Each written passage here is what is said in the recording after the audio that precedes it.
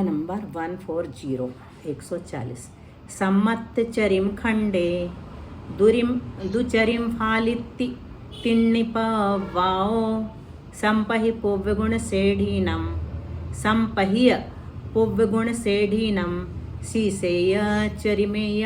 लय नहीं बनी, विजया जी पढ़ेंगी। जी सम्मत्चरिम खंडे दुचरिम फालिति तिन्निपवाओ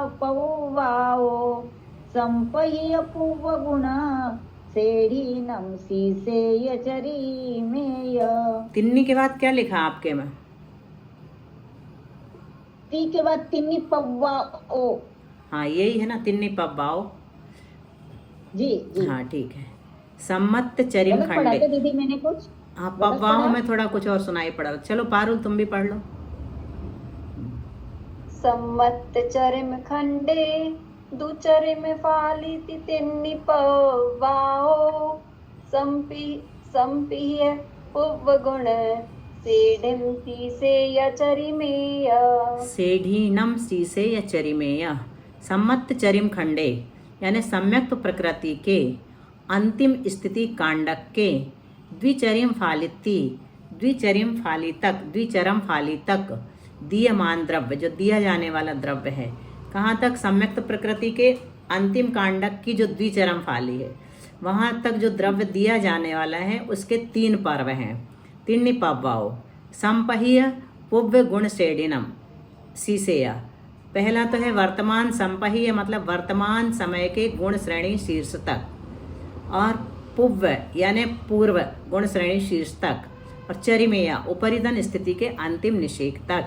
ऐसे 3 पर्व यहाँ बताए हैं। ये हैं अंतिम कांडक के द्रव्य हेतु 3 पर्व, परंतु प्रथम फाली से लेकर द्विचरम फाली तक फाली का द्रव्य मात्र प्रथम पर्व में ही दिया जाता है। अपकृष्ट द्रव्य देने के लिए 3 स्थान है। वही जो हमने अपकर्षण किया है उसको क्या कहते हैं? अपकृष्ट द्रव्य कहते हैं। तो जो द्रव्य आया है उसको देने के लिए 3 स्थान है, उन्हें 3 पर्व कहते हैं। ये 3 पर्व हैं सांप्रतिक गुण श्रेणी। पहला नाम क्या है? सांप्रतिक गुण श्रेणी यानी वर्तमान गुण श्रेणी। उदय समय से लेकर शेष रखी हुई स्थिति प्रमाण जो गुण श्रेणी का आयाम है वह प्रथम पर्व है। उदय समय से लेकर शेष रखी हुई जो स्थिति है उसका जो प्रमाण है वो गुण श्रेणी का आयाम है, वह प्रथम पर्व है। और दूसरा पूर्व अवस्थित गुण श्रेणी शीर्ष, प्रथम पर्व के अगले निषेक से लेकर पूर्व अवस्थित गुण श्रेणी के शीर्ष तक आयाम का द्वितीय पर्व है। यह अभी चित्र से देखेंगे तो और अच्छे से समझ में आ जाएगा। इसका काल प्रथम पर्व से संख्यात गुणा है। तीसरा उपरितन स्थिति, पूर्व अवस्थित गुण श्रेणी शीर्ष से ऊपर जो स्थिति है वह सारी उपरितन स्थिति है, तीसरा पर्व है। इसका काल दूसरे पर्व से संख्यात गुणा है। ऐसा देखो, पहला पर्व ये है क्या लिखा है यहाँ पर? सांप्रतिक गलितावशेष गुण श्रेणी। वर्तमान में जो गलितावशेष हो गई ना, बाद में अंतिम समय में क्या हो गई थी? गलितावशेष हो गई थी। एक एक नीचे से खिरेगा और ऊपर से नहीं आएगा, उसको गलितावशेष कहते हैं। तो ये सांप्रतिक यानी वर्तमान, सांप्रतिक गलितावशेष गुण श्रेणी। और द्वितीय पर्व जो है ये गुण श्रेणी का पूर्व अवस्थित गुण श्रेणी शीर्ष। ये ऊपर का जो है ये पूर्व अवस्थित गुण श्रेणी का शीर्ष है, और ये जो नीचे तक है पूरी गुण श्रेणी है। तो पूर्व अवस्थित गुण श्रेणी शीर्ष से ये द्वितीय पर्व है, और तृतीय पर्व पूरा उपरितन स्थिति का शीर्ष। ये लेगा लेना। सम्यक्त प्रकृति के अंतिम कांडक की द्विचरम फाली तक दीयमान द्रव्य के 3 पर्वों की रचना यहाँ बता दी गई। अब गाथा नंबर पर्व यानी स्थान है ना दीदी? पर्व यानी स्थान। हाँ स्थान, कांड होता है, पर्व यानी कांड भी होता है। कांड पर्यूषण पर्व कांडक। तत् गाथा नंबर 141-42 जुम्मम। तत् असंख्येज्य गुणम असंख्य गुणहीनयम विशेषूणम संखातीत गुणूनम विशेषहीनम च दत्तिकमो ओक्कट्टिद बहुभागे पढ़मे से सेक्य भाग बहुभागे विदिये पव्ये विशेषिगी भागम तदिये जदो देदी। तत्थ असंख्य गुणम असंख्य गुणहीनयम विशेषूणम संखातीत गुणूनम विशेषहीनम च तदत्तिकमो उक्कट्टिद बहुभागे पडमे सेक बहुभागे विदिये पव्वे विशेषीगी भागम तदिये जदो देदी। बहुत प्रणाम अच्छा। दीदी। पढ़ो पारुल, म्यूट खोलो। जी दीदी। तस्य असंख्ये गुणम् असंख्य गुणहीनयं विशेषूणं संख्यातीत गुणूनं विशेषहीनं च दत्तिकमो ओक्कट्टिद बहुभागे पढ़मे से भाग बहुभागे विधिये पव्वे विशेषी भागम तदिये जदो देदी। बहुत अच्छा। तथ्य यानी वहां से उदयादि गुण श्रेणी रूप प्रथम पर्व में, वहां से उदयादि गुण श्रेणी रूप जो प्रथम पर्व है, ये उदय से शुरू हुई है और यहाँ तक चली है सांप्रतिक। तो उसमें असंख्य गुणम यानी असंख्यात गुणित रूप से, और द्वितीय पर्व के प्रथम निषेक में, ये द्वितीय पर्व का प्रथम निषेक है ये, इसमें असंख्यात गुणहीनयम असंख्यात गुणाहीन, पुनः द्वितीयादि निषेकों से लेकर अंतिम निषेक पर्यंत, ये अंतिम निषेक है। वहाँ पर क्या करना, विशेषूणम विशेषहीन क्रम से, मतलब एक एक चय घटा करके। उसके पश्चात तृतीय पर्व के प्रथम निषेक में संख्यातीत गुणानम, यहाँ पर तृतीय पर्व में संख्यातीत गुणानम यानी असंख्यात गुणाहीन, और द्वितीयादि निषेकों में विशेषहीनम विशेषहीन रूप से यानी एक एक चय कम करके दत्तिकमो देने का क्रम है। जदो क्योंकि पढ़ में यानी पहले पर्व में उक्कटित बहुभागे अपकर्षित द्रव्य का बहुभाग देता है, तो विधीय पव्वे भी दूसरे पर्व में शेषिक भाग बहुभागे शेष रहे एक भाग का बहुभाग, और तदीय यानी तीसरे पर्व में शेष रहा एक भाग देता है। अपकृष्ट द्रव्य को इन तीन पर्वों में इस प्रकार दिया जाता है। देखो कितना द्रव्य किस क्रम से किस विधान से। तो प्रथम पर्व में अपकृष्ट द्रव्य का असंख्यात बहुभाग दे दिया, द्वितीय पर्व में अपकृष्ट द्रव्य के एक भाग का असंख्यात बहुभाग दिया, जो एक भाग बचा था उसमें फिर से भाग दिया, जो आया वो तो एक भाग कहलाया और जो बचा वो बहुभाग कहलाया। फिर तृतीय पर्व में किसको दिया, कितना दिया, अपकृष्ट द्रव्य का शेष रहा जो एक भाग है वो दे दिया। किस क्रम से दिया, तो प्रथम निषेक से अंतिम निषेक तक असंख्यात गुणित क्रम से, और द्वितीय पर्व में प्रथम निषेक से अंतिम निषेक तक चयहीन क्रम से दिया। यहाँ गुणित क्रम से, यहाँ चयहीन क्रम से, और प्रथम निषेक से अतिस्थापना वाली छोड़कर शेष स्थिति में भी चयहीन क्रम से दिया। किस विधान से दिया, तो ये प्रक्षेप विधि से दिया, ये मध्यम धन आदि सूत्रों के द्वारा दिया, और ये भी सूत्रों के द्वारा दिया निकाल करके। ऐसा देने पर इनके ऐसा मान लीजिए अगर हमारे पास सर्व द्रव्य 100 है तो 100 का 90वां भाग हमने प्रथम पर्व में दे दिया, फिर 90 में से 10 एक भाग बचा, उसमें से 9 द्वितीय पर्व को दे दिया, और जो एक बचा वो तृतीय। ऐसे ही निकालते बहुभाग। क्या बोल रही मनीषा? प्रक्षेप विधि से मतलब, प्रक्षेप मतलब सीधा निक्षिप्त कर दिया, सूत्रों से नहीं निकाला, जो आया निकल करके वो प्रक्षिप्त कर दिया, निक्षिप्त कर दिया। ऐसा देने पर इनके देयमान द्रव्य का अल्प बहुत इस प्रकार होता है। पहला, प्रथम पर्व के अंतिम निषेक से द्वितीय पर्व के प्रथम निषेक में असंख्यात गुणाहीन द्रव्य प्राप्त होता है। प्रथम पर्व का अंतिम निषेक कौन सा है, ये है, प्रथम पर्व का अंतिम निषेक ये है, और द्वितीय पर्व का पहला यही है इसके बाद, तो ये अंतिम के बाद दूसरे का पहला आ जाता है। तो क्या कह रहे हैं, प्रथम पर्व के अंतिम निषेक से द्वितीय पर्व के प्रथम निषेक में असंख्यात गुणाहीन द्रव्य प्राप्त होता है। क्यों? क्योंकि कुल देय द्रव्य पूर्व पर्व में देय द्रव्य से असंख्यात गुणाहीन है, कम हो गया है।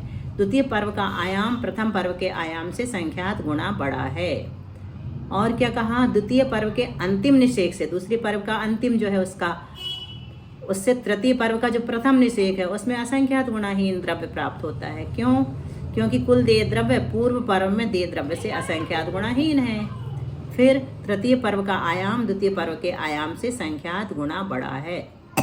यहाँ बता रहे, देखो, सम्यक्त प्रकृति के अंतिम कांडक की द्विचरम फाली तक 3 पर्वों में देय द्रव्य देने की रचना बताई है। ये है प्रथम पर्व। यहाँ पर क्या किया, असंख्यात गुणित क्रम से दिया है, ज़्यादा ज़्यादा दिख रहा है ना, बढ़ता जा रहा है, असंख्यात गुणा क्रम है ये। और फिर प्रथम, ये तो अंतिम निषेक है इसका, और ये प्रथम निषेक है ना। अंतिम के बाद दूसरे का पहला शुरू हो जाता है, तो ये असंख्यात गुणाहीन क्रम, ये घट गया देखो, असंख्यात गुणाहीन क्रम है द्वितीय पर्व में। यहाँ पर चयहीन क्रम है, और इसमें पहले अंतिम से पहले में बस असंख्यात गुणाहीन है, एक में बस, फिर उससे ऊपर ऊपर जाएंगे तो चयहीन क्रम से देना। फिर द्वितीय पर्व का अंतिम निषेक ये है, और उसके बाद प्रथम निषेक उससे ऊपर वाला है, तो यहाँ पर भी असंख्यात गुणाहीन क्रम से देना, और फिर ऊपर बढ़ेंगे तो चयहीन क्रम से देना, और प्रतिस्थापना वाली में दिया ही नहीं जाता है। ये हो गया प्रथम पर्व, ये हो गया द्वितीय पर्व, ये हो गया तृतीय पर्व। अब गाथा नंबर 143। उदियादि गलिद से सा चरिमे खंडे हवेज गुण सेढ़ी पाडे दि चरिम फालिम अनियट्टिकरण चरिमं हे। उदयादि गलिद शेषा चरिमे खंडे हवे जगुना सेड़ी पाड़े दि चरम फालिम अनियट्टिकरण चरिमं मे। प्रणाम। चरिमे खंडे यानी सम्यक्त प्रकृति के अंतिम स्थिति कांडक में उदयादि गलित शेषा, उदयादि गलितावशेष गुण सेढ़ी गुण श्रेणी हवेज यानी होती है।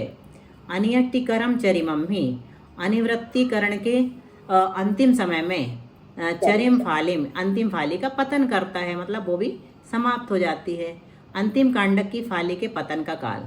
इस प्रकार सम्यक्त प्रकृति के अंतिम कांडक में उदयादि गलितावशेष गुण श्रेणी होती है। यह चरम कांडक के अंतिम समय तक प्रवर्तती है। चरम कांडक जब तक रहेगा उसके अंत समय तक बस रहेगी, फिर समाप्त हो जाएगी। अंतिम कांडक की समाप्ति के साथ ही अनिवृत्तिकरण भी समाप्त होगा। अनिवृत्तिकरण के अंतिम समय में अंतिम कांडक की फाली का पतन होगा, मतलब वो भी खिर जाएगी, नष्ट हो जाएगी। अब क्या कह रहे हैं 144 में देखिए, अब सम्यक छायिक सम्यक दर्शन प्राप्त होने वाला थोड़ी देर में। चरिमं फालिम देदी हो पड में पव्वे असंख्य गुणे कमे अंतिम समयम पुनो पल्ला संख्ये ज मूलाने। चरिमं फालिम देदी हो पड में पव्वे असंख्य गुणीयक में अंतिम समयम निपुणो पल्ला संख्ये ज मूलानि। प्रणाम। चरमिम फालिम यानी अंतिम कांडक की अंतिम फाली का द्रव्य। पढ़ में पव्वे यानी प्रथम पर्व में असंख्य गुणे कमे असंख्यात गुणित क्रम से देदी यानी देता है। अंतिम कांडक की जो अंतिम फाली है उसका द्रव्य क्या करता है, अंतिम कांडक की अंतिम फाली का द्रव्य प्रथम पर्व में असंख्यात गुणित क्रम से देता है। पुनः अंतिम समय में, अंतिम समय में ही पल्ला संख्यज मूलानी पल्ले के असंख्यात वर्गमूल प्रमाण देता है। अब इसको कैसे लिखेंगे, सम्यक्त प्रकृति के अंतिम कांडक की अंतिम फाली का निक्षेप क्रम बताते हैं। सम्यक्त प्रकृति के अंतिम कांडक की अंतिम फाली का द्रव्य गलितावशेष गुण श्रेणी आयाम में असंख्यात गुणित क्रम से दिया जाता है। सम्यक्त प्रकृति जो है उसका जो अंतिम कांडक है, उसकी जो अंतिम फाली है, उसका द्रव्य जो है गलितावशेष गुण श्रेणी आयाम में असंख्यात गुणित क्रम से दिया जाता है। यहाँ पर असंख्यात गुणित क्रम से है ना, असंख्यात गुणित क्रम है। ये पहला पर्व है, ये द्वितीय पर्व है। उदय समय से लेकर द्विचरम निषेक तक, उदय से यहाँ से लेकर द्विचरम निषेक तक एक पर्व कहलाता है। ये यहाँ तक एक पर्व है, प्रथम पर्व। अंतिम निषेक द्वितीय पर्व कहलाता। अंतिम ये निषेक जो बचा एक, इसको बस द्वितीय पर्व कहा।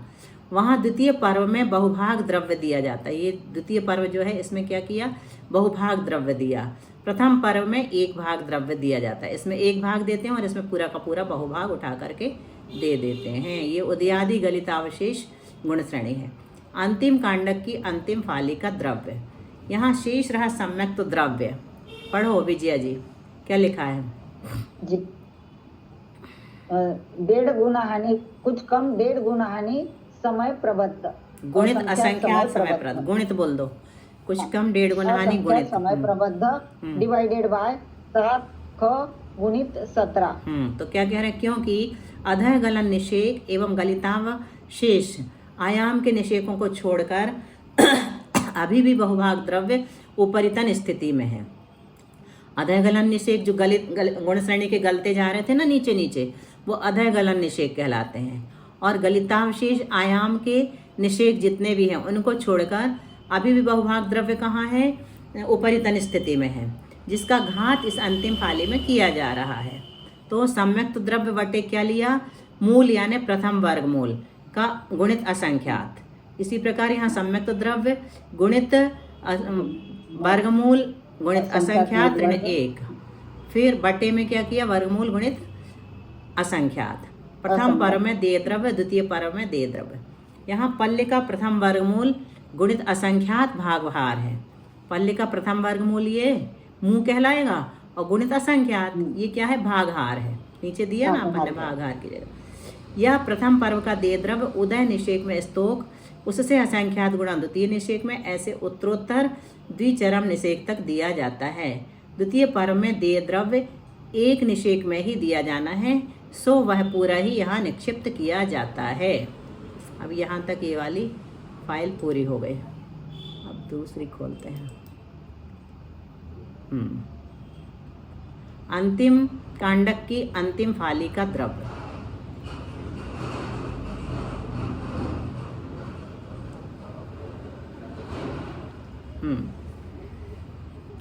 जी हो गया अपना जी। जो प्राप्त करना है वो तो हो ही गया। अब गाथा नंबर 145 में पहुंच गए अपन। चरिमे फालिम दिन्ने कद कर निज्योतिवेद गो होदी सोवा मरणम पावई चौगई गमनम च तट्ठाने देवेसु देव मनुये सुरनर तिरिये चौगई सुम्पी कद कर निजुपत्ति कमेण अंतो मुहूर्तेण। चरिमे फालिम दिन्ने कद कर निज्योतिवेद गो होदी सोवा मरणं पावई चौगई गमनं च तट्ठाणे देवेषु देवमनुये सुरनरतिर्ये चौगई सुम्पी कद कर निजुपत्ति कमेन अंतो मुहूर्तेन। प्रणाम। बहुत अच्छा, बोलो। चरिमे फालिम दिन्ने कद करने ज्योति वेद गो होदी सोवा मरणं पावई चौगई गमनं च तट्ठाने देवेषु देव मुनिये सुर नर तिर्ये चौगई सुम्पी कद करने जुपति कमेण अंतो मुहूर्तेण। देखो अब हो गया अपने को कृतकृत्य वेदक वाला सम्यक दर्शन। चरमे फालिम दिन्ने अंतिम फाली का द्रव्य देने पर कद करने ज्योति वेदगो कृतकृत्य वेदक सम्यक दृष्टि होता है। जैसे ही अंतिम फाली का द्रव्य दिया क्या हो जाएगा, कृतकृत्य वेदक हो जाएगा। सो वह कृतकृत्य वेदक सम्यक दृष्टि तट्ठाने उस स्थान में वह विकल्प से मरणम पावई मरण को प्राप्त होता, मतलब वहाँ उसका मरण भी संभव है। और चौगमनम चौगई गमनम चारों गति में गमन कर सकता है। वहाँ से वहाँ अगर मरण होता है तो नरक गति में तक जा सकता है। सोचो छायिक सम्यक दृष्टि होने वाला अंतर मुहूर्त में चारों गति में गमन कर सकता है। क्रमेण कमेण क्रम से अंतो मुहूर्तेण अंतर मुहूर्त के द्वारा देवेशु देवों में देव मनुए देव और मनुष्य गति में सुर नर तिर्ये यानी देव मनुष्य और त्रियंच गति में चौक गई सुम्पी और चारों गतियों में कद कर्णिजुपत्ति कृतकृत्य वेदक सम्यक दृष्टि की उत्पत्ति होती है। देखो बताएंगे यहाँ कैसे किस अंतर मुहूर्त में कहाँ जाता है। कृतकृत्य वेदक का काल इस अंतिम फाली के पतन के साथ ही अनिवृत्तिकरण का काल समाप्त हो जाता है। अब शेष रहा काल कृतकृत्य वेदक काल है। यह शेष रहा काल अपूर्व करण के प्रथम समय में बनाई गई गलितावशेष गुण श्रेणी के शीर्ष रूप काल का संख्यात बहुभाग प्रमाण है। अपूर्व करण के प्रथम समय में जो श्रेणी बनाई थी ना गुण श्रेणी, उसके शीर्ष रूप काल का संख्यात बहुभाग है। शीर्ष का प्रमाण अनिवृत्तीकरण का संख्यातवा भाग था। ये 4 को वहाँ संख्यात माना था, तो ये अनिवृत्तीकरण का काल 2 संख्यात मतलब संख्यातावली बटे 4। इसका संख्यात बहुभाग कितना निकाला? 2 संख्यात बटे 4 में 3/4 का गुणा कर दिया, तो क्या निकल करके आ गया? कृतकृत्य वेदक का काल। कृतकृत्य अर्थात कृत्य करने योग्य कार्य कृत किए जा चुके हैं, वह कृतकृत्य है। यहाँ दर्शन मोह की छपना संबंधी जो स्थिति कांडक गुण श्रेणी आदि कार्य थे वे सब किए जा चुके हैं। दर्शन मोह की छपना संबंधी जो भी कार्य थे ना, स्थिति कांडक गुण श्रेणी, वो सब हो चुके। अब शेष रहा द्रव्य एक एक निषेक करके उदय में आकर खिरता है, और यह काल समाप्त होने के अनंतर जीव छायिक सम्यक दृष्टि बन जाता है। अब तालियां हो जाएं। कृतकृत्य वेदक कृतकृत्य वेदक काल में यदि आयु कर्म शेष है तो वह जीव स्वस्थान में ही छायिक सम्यक्त्व को प्राप्त करता है। यदि आयु कर्म है तो मरण नहीं होगा, तो स्वस्थान में ही छायिक सम्यक्त्व को प्राप्त कर लेगा अपनी गति में ही। परंतु यदि कृतकृत्य वेदक काल में मरण हो तो वह 4 गतियों में जाकर के निष्ठापन कर सकता है। तो कृतकृत्य वेदक काल के 4 भाग करो, प्रत्येक भाग में मरण की अपेक्षा संभव गतियाँ। तो जैसे पहले भाग में अगर मरण हुआ, उसका 4 भाग किया अपन ने, तो देव गति में जाएगा। दूसरे भाग में मरण हुआ तो देव में भी जा सकता है, मनुष्य में भी जा सकता है। तीसरे भाग में मरण हुआ तो देव भी बन सकता, मनुष्य भी बन सकता, त्रियंच भी बन सकता। और चौथे भाग में मरण होगा तो 4 गति में जा सकता। 4 गति में। बहुत सुंदर। एक एक भाग का प्रमाण कृतकृत्य वेदक काल बटे 4 बराबर निकल करके आएगा। 2 संख्यात बटे 4 में 3/4 का गुणा किया, फिर 4 का और कर दिया। कृतकृत्य वेदक काल में मरण। कृतकृत्य वेदक के प्रथम समय से प्रथम भाग प्रमाण काल में यदि मरण हो तो वह नियम से देवगति में ही जाता है। नियम से अगले समय से द्वितीय भाग प्रमाण काल में मरण हो तो देवगति में भी जा सकता है, मनुष्य गति में भी जा सकता है। और तृतीय भाग प्रमाण काल में मरण हो अगले समय से, तृतीय भाग प्रमाण काल में मरण हो तो देव में भी जा सकता है, मनुष्य में भी जा सकता है, और त्रियंच में भी जा सकता है। और अगले समय से चतुर्थ भाग प्रमाण काल में मरण हो तो 4 गति में जाता है। ऐसा नियम क्यों है? क्योंकि उस भाग में ही विवक्षित गति में उत्पन्न होने योग्य परिणाम होते हैं। शेष गतियों में उत्पन्न होने योग्य संक्लेश परिणाम नहीं पाए जाते हैं। प्रश्न किया, कृतकृत्य वेदक या छायिक सम्यक दृष्टि मनुष्य आदि गतियों में कैसे उत्पन्न हो सकता है? सम्यक दृष्टि मनुष्य तो मात्र स्वर्ग में ही जाता है। तो उत्तर क्या है कि जो मनुष्य सम्यक उत्पन्न होने पर आयु बांधता है वह देव गति में ही जाता है, यह नियम है। परंतु सम्यक्त प्राप्ति के पूर्व यदि 4 गतियों में से कोई आयु बांध ली है तो सम्यक्त प्राप्त करने पर भी उसी गति में जन्म लेता है। इसलिए जिसने सम्यक्त के पूर्व आयु बांध ली है वह कृतकृत्य या छायिक सम्यक दृष्टि जीव विवक्षित गति में उत्पन्न होता है।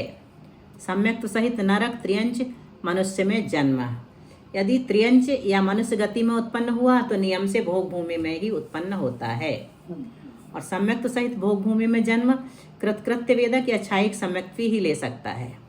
औपशमिक या छायोपशमिक सम्यक्ति भोग भूमि में सम्यक्त सहित नहीं जन्मते हैं, सम्यक्त छोड़ के जाएंगे।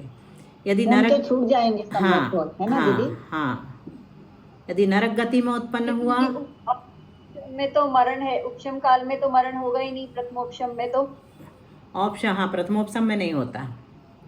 और शायोपशमिक उसके बाद हो गया है तो उसके बाद फिर मतलब जीव समय प्राप्ति के बाद वही जाएगा जिस गति में उसने बांधा।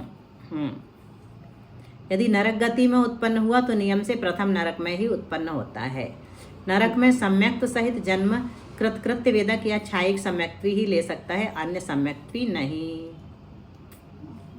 अब क्या कह रहे हैं गाथा नंबर 147 में, कर्ण पढ़ मादु जावै किद किच्चुवरिम मूत अंतोत्ति न सुहार्ण परावत्ति साधिक ओदावरम तुवरिम। कर्ण पढ़ मादु जावय किद किच्चुवरिम मूत अंतोत्ति न सुहार्ण परावत्ति साधिक ओदावरम तुवरिम। प्रणाम दीदी। करण पड़ माधु जावय इद किच्चुवरिम मुहुत अंतोति न सुहाण परावती साधी कौदावरम तुवरिम। कर्ण पड़मादु जावय किद किच्चुवरिम मुहुत अंतोति। कर्ण परिणाम के प्रथम समय से लेकर कृतकृत्य वेदक के ऊपर अंतर मुहूर्त पर्यंत। कर्ण परिणाम के प्रथम समय से लो, वहां से लेकर कृतकृत्य वेदक के ऊपर जाओ तो अंतर मुहूर्त तक शुभ लेश्या का परावर्तन नहीं होता है। तो वरिम, परंतु उसके बाद धिक ओदावरम कापोत के जघन्य अंश पर्यंत लेश्या की परावृत्ति यानी परिवर्तन होता है। देखो क्या कह रहे हैं, लेश्या का परिवर्तन दर्शन मोह छपकने अधः प्रवृत्त करण में 3 शुभ लेश्याओं में से जिस लेश्या से छपना प्रारंभ की, छपना करने वाला जीव जो है उसने क्या किया, अधः प्रवृत्त करण में 3 शुभ लेश्याओं में से जिस लेश्या से छपना प्रारंभ की है अनिवृत्तिकरण तक वही लेश्या वर्तती है। अनिवृत्तिकरण तक कौन सी रहेगी, वही रहेगी। प्रति समय अनंत गुणी विशुद्धि होने से उसी लेश्या के अंशों में वृद्धि होते होते उत्कृष्ट अंश तक लेश्या बढ़ती है। प्रति समय अनंत गुणी विशुद्धि होती है तो लेश्या के अंशों में वृद्धि तो होगी लेकिन उत्कृष्ट तक जाएगी, बदलेगी नहीं। कृतकृत्य वेदक काल में यदि मरण नहीं करता है तो इस काल में भी लेश्या का परिवर्तन नहीं होता है। कृतकृत्य वेदक काल में लेश्या का परिवर्तन, यदि कृतकृत्य वेदक काल में मरण होता है तो प्रथम भाग में लेश्या का परिवर्तन नहीं होता। ठीक है, चूंकि वैमानिक देवों में उत्पत्ति शुभ लेश्या के साथ होती है। वैमानिक देवों में जाएगा तो किसके साथ जाएगा, शुभ लेश्या के साथ जाएगा, तो लेश्या परिवर्तन की आवश्यकता ही नहीं है। शेष 3 भागों में यदि मरण कर देवगति में उत्पन्न होता है तो भी लेश्या परिवर्तन नहीं होता है। शेष 3 भागों में मरण करके यदि मनुष्य त्रियंच नारकी में जन्म होना है तो लेश्या क्रम से परिवर्तित होकर कपोत लेश्या के जघन अंश में परिवर्तित होती है। क्यों, क्योंकि भोग भूमि त्रियंच मनुष्य तथा नरक में अशुभ लेश्या पूर्वक ही जन्म होता है। शुभ लेश्या क्रम से उत्कृष्ट से मध्यम, मध्यम से जघन्य अंश में परिवर्तित होकर कपोत लेश्या के जघन्य अंश में परिवर्तित होती है, जैसा कि लेश्या परिवर्तन के नियम है। कपोत के जघन्य अंश के साथ ही जाएगा। कृतकृत्य वेदक काल में मरण होने पर आगामी गति देव, शेष 3 गति। लेश्या परिवर्तन शुभ लेश्या से क्रमशः परिवर्तन होकर कपोत के जघन्य अंश में। एक अन्य व्याख्यान के अनुसार करण परिणामों के दौरान शुभ लेश्याओं में वृद्धि होते होते क्रमशः पीत पद्म शुक्ल लेश्या में परिवर्तन होता है। अर्थात प्रस्थापन किसी भी लेश्या में हुआ हो परंतु अनिवृत्तिकरण की समाप्ति पर शुक्ल लेश्या ही होती है। शेष मरण संबंधी नियम समान है। अब 48 पढ़ना है क्या, 48 6 मिनट बचे हैं, 6:30। क्या दीदी वैसे हमें निकलना है। गाथा बोलेंगे दीदी हम। दीदी कल की गाथा हमने अधूरी छोड़ी थी ना, वो बोलेंगे। कौन सी अधूरी छोड़ी थी? जिसकी समय सार जी की। कहाँ जाना पारुल? दीदी हमारे यहाँ ना मेरी मौसी की बहू की डेथ हो गई थी तो उनकी उसमें जाना है। हाँ तो यहीं रोक दें, 48 से बाद में पढ़ेंगे अपन, वो कर लेते हैं जिनवाणी स्तुति। गाथा भी सुन लेंगे विजया जी से।